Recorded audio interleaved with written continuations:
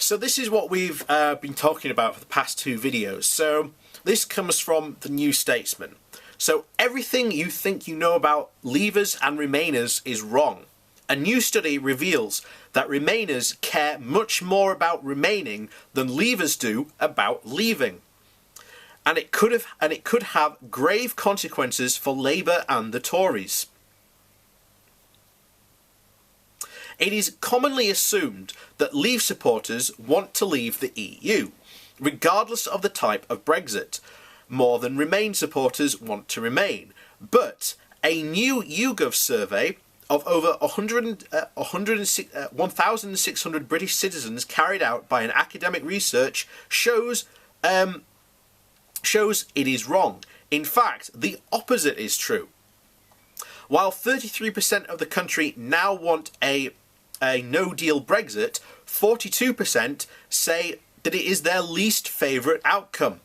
Our survey also shows that the support for the Brexit Party is higher among financially comfortable voters, adding to the previous research showing that support for a no-deal is also higher in that group.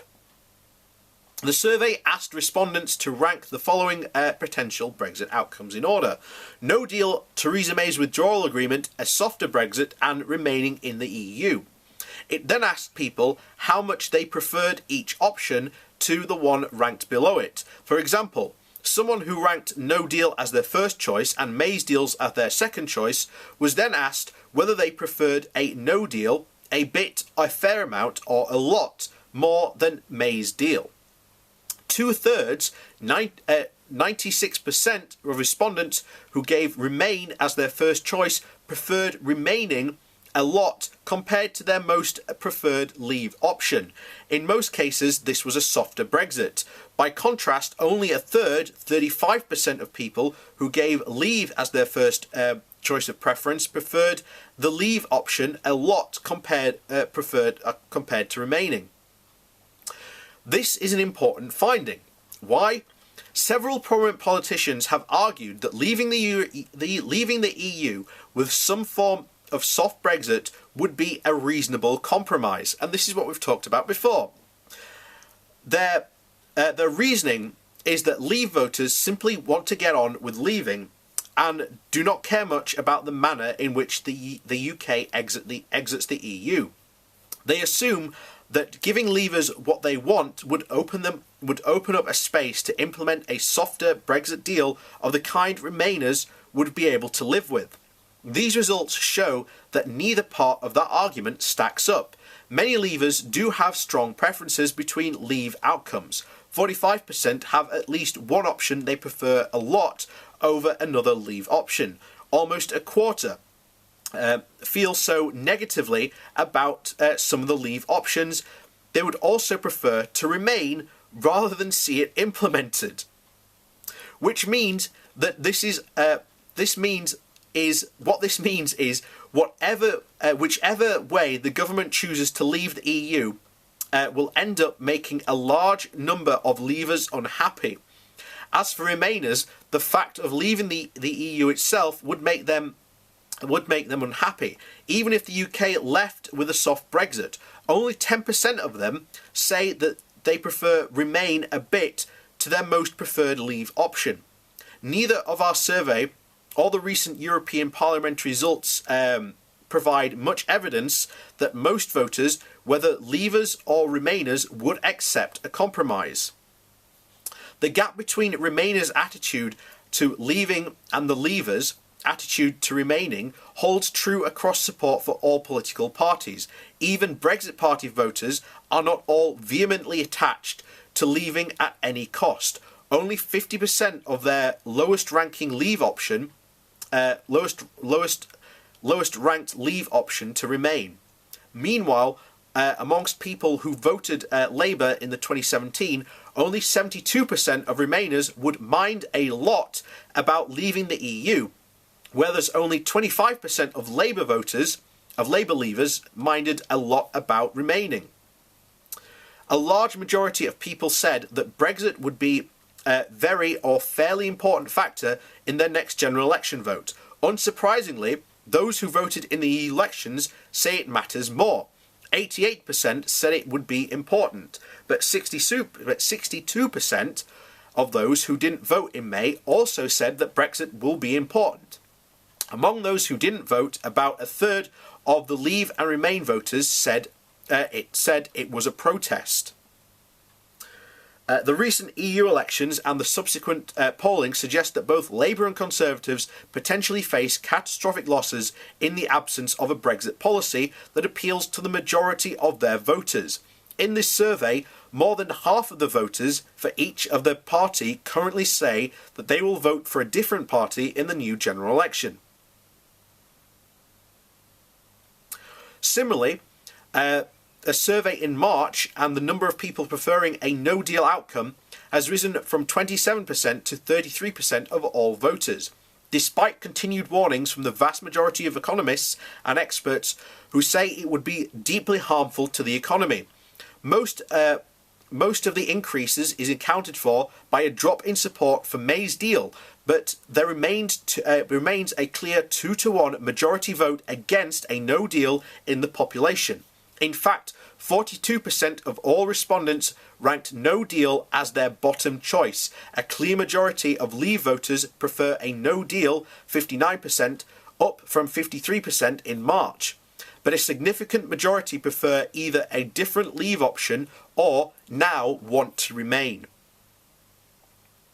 There is a common narrative that the Brexit Party's vote and that the desire for a no-deal outcome is driven by left-behind voters. After the referendum, a lot of research focused on the fact that Leave voters were disproportionately working class and tended to live in areas that have been impacted by globalisation and the loss of the manufacturing industry. However, instead of looking at only class, the survey asked respondents how easily they found it to manage financially. We found there to be very little overall difference in the financial circumstances of Remainers and Leavers. If anything, Leave voters are more likely to find it easier to manage financially. The March survey showed that support for a no deal was driven by Leave voters in more comfortable financial circumstances, and that the latest survey has found that they are also more likely to have voted for the Brexit Party.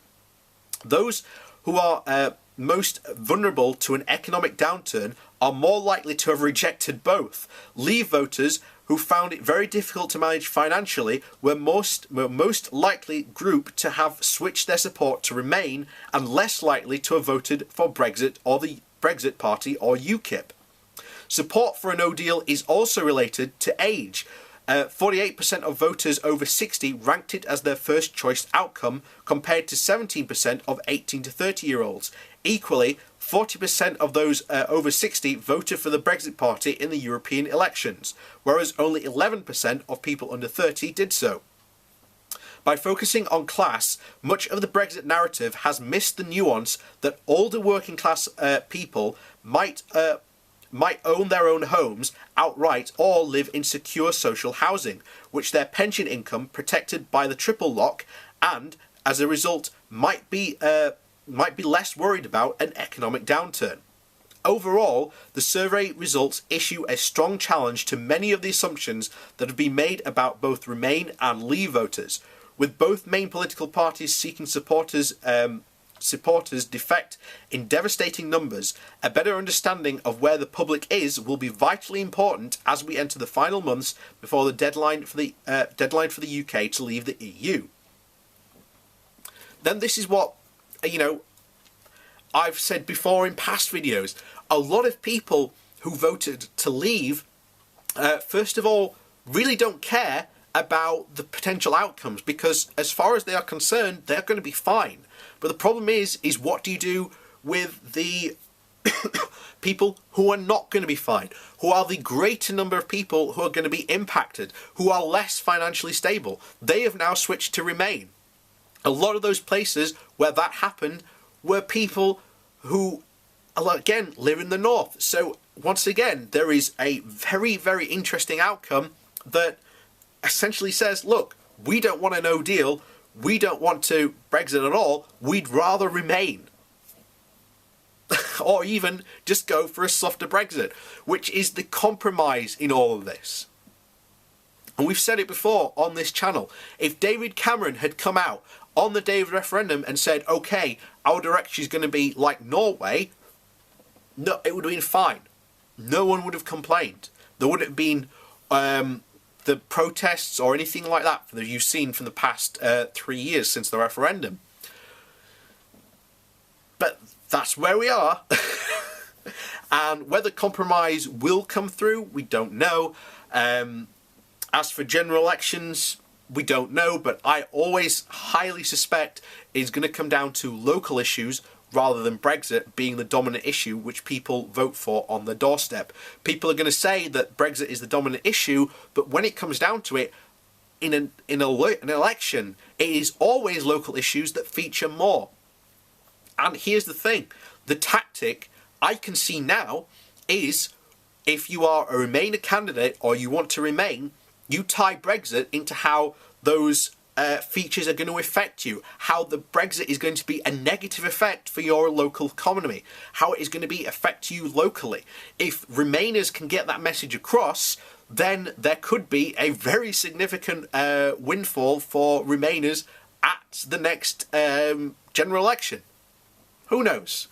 But we'll see. But that in itself, definitely very interesting. I'll leave a link to it down below so you can go read it yourself. That has a link to the survey itself that goes even more in depth, which I think we're going to go into even more, because there is another article from politics.co.uk which really goes into and examines Farage's Achilles heel, and shows where he didn't perform well, where he was expected to perform well. Because as we've said before, the Brexit Party did not perform as well as expected. In fact, it underperformed. So we'll see you next time.